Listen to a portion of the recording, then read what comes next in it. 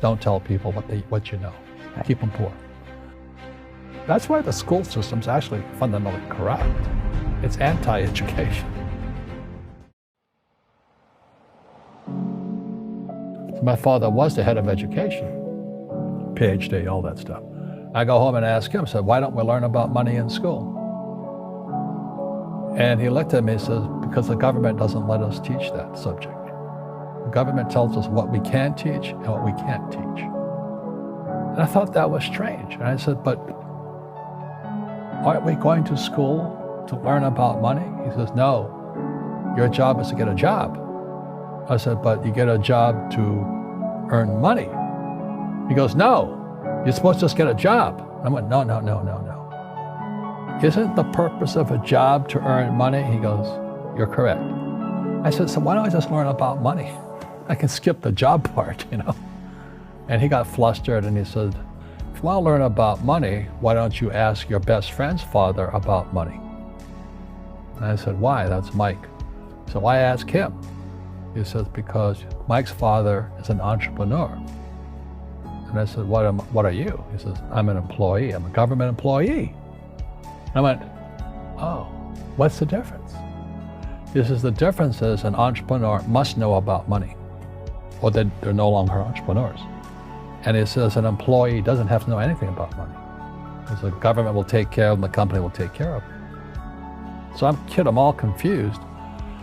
But I took my dad's advice and I trundled over to Mike's father's office and knocked on his door and I said, hey, I'm here, 9 years old.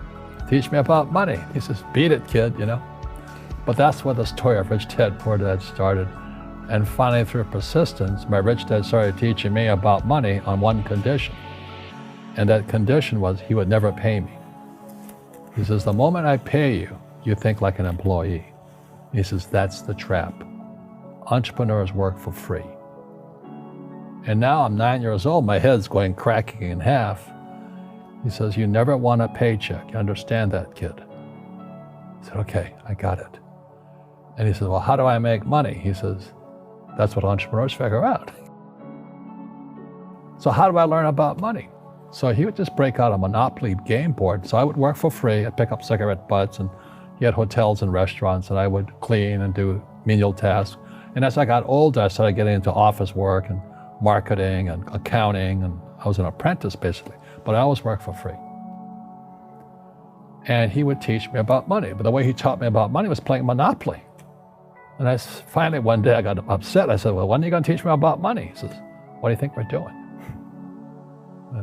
We're playing Monopoly. He goes, no. What do you think we're doing?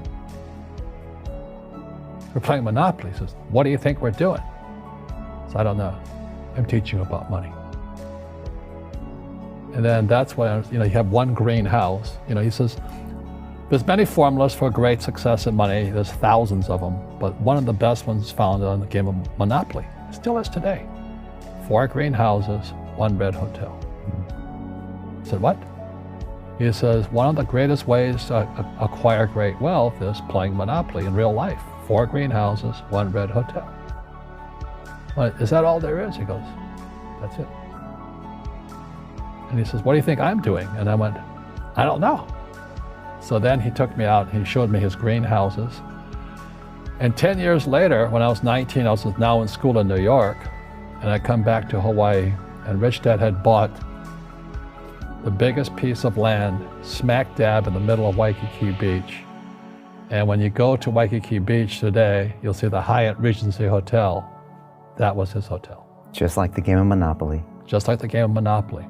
Acquired assets and they became bigger assets. He just kept what's called an assemblage, because that property wasn't that big at the time. So he had to buy out all the small guys. Because Waikiki was a little dirt water little town. So he'd buy out this shop owner and buy that shop owner.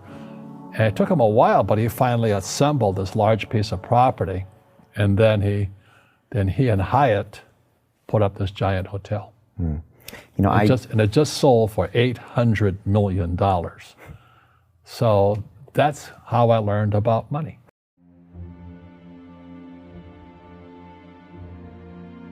I've had financial crashes. I've had people stab me in the back, but they're all good. because I grow from it. That's spirituality. People who are afraid of making mistakes, like they teach in school, they don't ever grow. Because spirituality is there's good and there's bad, there's right and there's wrong, there's up and there's down. Most people only want to be right, they only want to be positive. Well, you can't have that. That's not reality. Every time I failed, it was like, good. I said, okay, what have I learned? And the average person, the reason they're poor is they haven't failed. They play it so safe. They haven't made any mistakes like they taught in school. That means they don't learn anything. That's why the school system's actually fundamentally corrupt. It's anti-education. Well, I wasn't poor by most people's standards, but I came from a family with a poor attitude, if you know what I mean. Because rich, poor, middle class, poverty starts with a fundamental attitude. Poverty is passed on. It's taught in your families. And middle class is taught in families. And so the people right now who are sitting at home, who are struggling financially or worried about money or unhappy, they may be making a lot of money, but unhappy with what they're doing, it was probably taught to you.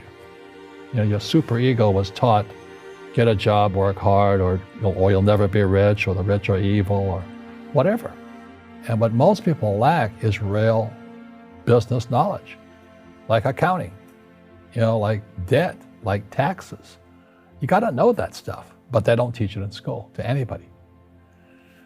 So, and then when people ask me, how did your rich dad learn this when your poor dad, a PhD, didn't? And the answer is very simply, my rich dad, who's my best friend's father, his father died when he was 13. So rich dad had this family business at 13 to run. So he had to drop out of school, which was his blessing. There's blessings, and sometimes the blessing doesn't look like a blessing, but it turned out to be a blessing. And then his teachers became his bookkeeper, his accountant, his attorney, his banker, his real estate agents. So he has what I call real teachers, not these fake teachers in school. You see, most teachers in school, they're out of ethics. They teach subjects they themselves don't practice. I asked the teacher, I said, I'm in my third year of calculus now. It was called strength of materials. I said, am I ever going to use this stuff? He goes, no. I said, why do you teach it? Because I get paid. I said, do you ever use it? He goes, no. And that's why, you have to, in life, one of the things I suggest to people, you got to find a real teacher versus a fake teacher. And a fake teacher is somebody who doesn't do what they teach. And a real teacher is doing what they teach every day. So my accountants, my attorneys, they're in it every single day. That's how I learn, because every day I'm solving problems in my business. So I have accountants and attorneys and bankers and all these people on speed dial because I'm solving problems with my team. I see you giving this knowledge out, and yeah. Do the rich people cringe and say, don't tell them that, Robert? Yes. Don't tell people what you know. Right. Keep them poor. But, unfortunately, the poor, as was in the Bible, I'm not real religious, the poor will always be amongst us because it starts up here. Right. It's that fear mentality. It's in their words, and the words become flesh. Again, I'm not really religious. I flunked out of Sunday school also. But when they say I can't afford it or I can't do that, they go down. They become what they say. My PhD daddy says, what do you think I am, made of money? I can't afford that. And my rich dad would say, that's why he's poor. Poor people say, I can't afford it, I can't do that, I don't have time. Because it's an escape. It's an escape, you know what I mean? It's easy to say, I can't afford it. Oh, I'm too tired. Oh, I can't go to the gym. When you could go to the gym, but no, I can't. Truth is, I'm just too lazy to go to the gym. And you play it safe and you don't introduce new risks into your life. And so I have job security. Right. And your rich dad used to say what instead of, I can't afford it? How can I afford it? How can I do that? What would it take, or why should I do that? He says that a question opens the mind, a statement closes the mind. So when you say, I can't afford it, your mind shuts down and you become what you say. Rugby is a team sport, but so is soccer. The rules are different. Other people are golfers. They play by themselves. And so everybody's different. So what I say to young people is you find your game. So my game financially is business, number one. Second is real estate.